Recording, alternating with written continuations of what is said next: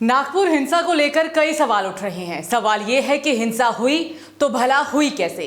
क्या पुलिस का intelligence system पूरी तरह से फेल हो चुका है? क्या नागपुर पुलिस की लापरवाही से पूरा माहौल बिगड़ा? क्या वक्त रहते अगर नागपुर पुलिस ने एक्शन लिया होता तो हिंसा को रोका जा सकता था? और अंत में सबसे बड़ा सवाल ये कि क्या हिंसा पूरी तरह से एक सोची समझी साजिश थी?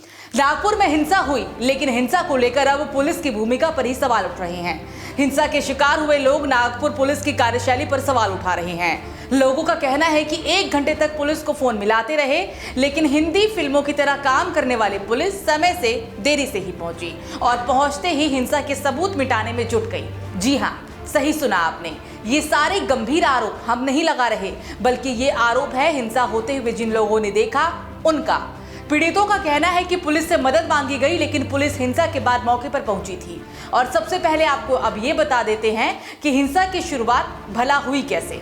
लेकिन उससे पहले अबू आजमी का वो बयान देखिए जिसमें वो लोगों को गंगा जमुनी की तहजीब के बारे में ज्ञान देते हुए नजर आ रहे हैं। मुझे बहुत अफसोस है, दुखी हूं मैं कि आज वो नागपुर जहां कभी भी सांप्रदायिक दंगे नहीं हुए, सब भाई भाई की तरह से रहते थे, उस नागपुर में इतना बड़ा फसाद हो गया, कितने लोगों को चोट आ गई। बस मैं एक ही बात कह सकता हूं कि हमारा देश गंगा जमुनी तहजीब का देश है। किसी के भड़काने पे मत आइए। रमजान का महीना है।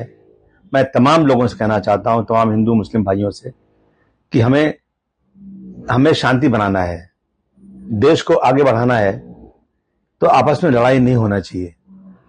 मैं निवेदन करना चाहता हूं कि सब लोग शांति बना कर रखिए और आपसी भाईचारे को बढ़ाइए। कानून हाथ में मत दीजिए, कानून अपना काम करेगा।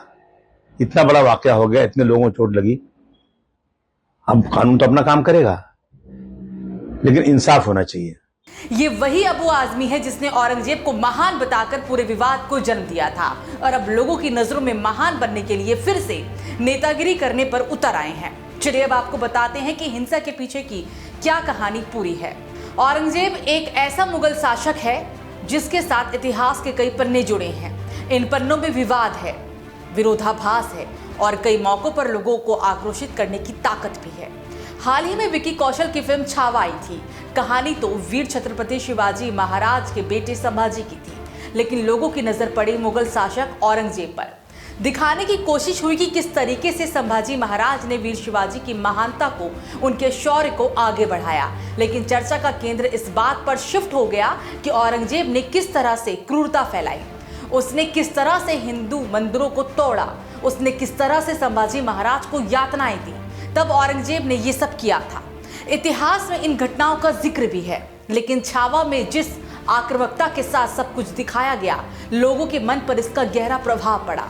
इतना गहरा कि जिस औरंगजेब का जिक्र शायद कोई कभी ना करता, उसका सोशल मीडिया भी कई पोस्ट से पट गया। उसने भी अपने विचार डालने शुरू कर दिए। अब कहानी अगर सोशल मीडिया तक सीमित रहती तो किसी को शायद दिक्कत भी ना होती, लेकिन इस छावा फिल्म में राजनीति में भी अपनी जगह बनाई। शुरुआत तो बीजेपी शासित राज्यों ने इसे टैक्स फ्री करके पहले ही कर दी थी। बाद में सपा नेता अबू आजमी की बयानबाजी ने भी आग में घी डालने का काम किया। उसके बाद तो संभाजी महाराज की वीरता कहीं बहुत पीछे छूट गई और नैरेटिव पूरी तरह से औरंगजेब पर शिफ्ट हो गया।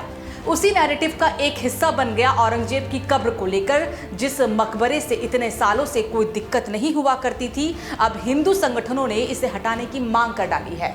बात कार सेवा तक आ गई है।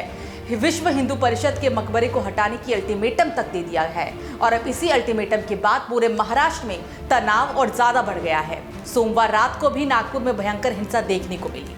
नागपुर के महाल इलाके में कई गाड़ियों को आग के हवाले कर दिया गया, पुलिस पर भी पथराव किया और फिर तनाव बढ़ गया। अब इस हिंसा ने ही सिनेमा की ताकत पर एक और नई बहस को जन्म दे दिया है। सोचने की जरूरत है कि भारत में बॉलीवुड हो या टॉलीवुड या फिर कोई दूसरा सिनेमा, इनका समाज पर इतना गहरा प्रभाव भला कैसे पड़ सकता है।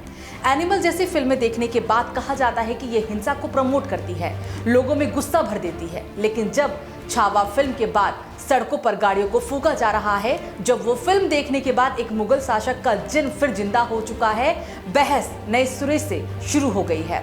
वैसे बॉलीवुड फिल्मों का इतिहास बताता है कि ये विवाद की जननी भी है और कई मौकों पर सड़कों पर हिंसा शुरू करने की क्षमता भी रखती है। फिल्म चाहे उस हिंसा को प्रमोट करे या ना करे, लेकिन उस पर शुरू हुई सियासत कब एक बवाल में तब्दील हो जाती है, इसके कई उदाहरण भरे हैं। छावा से पहले संजय लीला भंसाली ने भी भारत के इतिहास दर्शाते हुए पद्मावत फिल्म बनाई थी। 2018 में रिलीज हुई इस फिल्म को लेकर पूरे देश में जबरदस्त बवाल हुआ था। हिंदू संगठन सड़क पर उतर चुके थे, संजय लीला भंसाली पर हमले हुए थे, जान से मारने की धमकियां दी गई थी। आखिर क्यों? कुछ हिंदू संगठनों को ऐसा लग रहा है कि उनकी संस्कृति को इस फिल्म में धूमिल किया गया है। आरोप लगे कि एक हिंदू रानी का मुस्लिम शासक के साथ रोमांस दिखाया गया। फिल्म मेकर्स इस बात को नकारते रहे, लेकिन बवाल एक बार भी नहीं थमा। उस समय आलम यह था कि उत्तर प्रदेश में सिनेमा मालिकों को धमकियां मिल रही थी, फिल्म ना रिलीज करने को कहा जा रहा था और इसका असर भी दिखा, क्योंकि कई थिएटर ने तो तब पद्मावत चलाने से ही मना कर डाला था। थोड़ा पीछे चलिए अब। 2014 में विशाल भारद्वाज की कल्ट क्लासिक फिल्म हैदर भी आई थी। शाहिद कपूर को इसमें कास्ट किया गया था। फिल्म कहने को तो शेक्सपियर के हेमलेट से प्रेरित थी, लेकिन सारा विवाद इस बात को लेकर हुआ था कि फिल्म में जम्मू कश्मीर को किस तरह से दिखाया गया। राइट विंग और दूसरे कुछ संगठनों ने इस पर आपत्ति दर्ज कराई थी कि हैदर में गलत तरीके से मानव अधिकारों के हनन का मुद्दा उठाया। इससे ऊपर जिस तरीके से भारतीय सेना को फिल्म में दिखाया गया, उसको लेकर भी विरोध प्रदर्शन हुए थे। कुल मिलाकर ये जान लीजिए कि किसी फिल्म को देखने के बाद हिंसा की प्रथा हमारे देश में बहुत पुरानी है। फिल्म छावा के लिए इसको जिम्मेदार नहीं ठहराया जा सकता। बहरहाल अब आते हैं नागपुर हिंसा मामले में हो रही कार्रवाई की। इस मामले में 5 एफआईआर दर्ज की गई है और करीब 50 लोगों को हिरासत में भी लिया गया है और सार्वजनिक संपत्ति को नुकसान पहुंचाने वालों की पहचान हो रही है। इस खबर पर क्या है आपकी राय? आप हमें कमेंट सेक्शन में जरूर बताइएगा।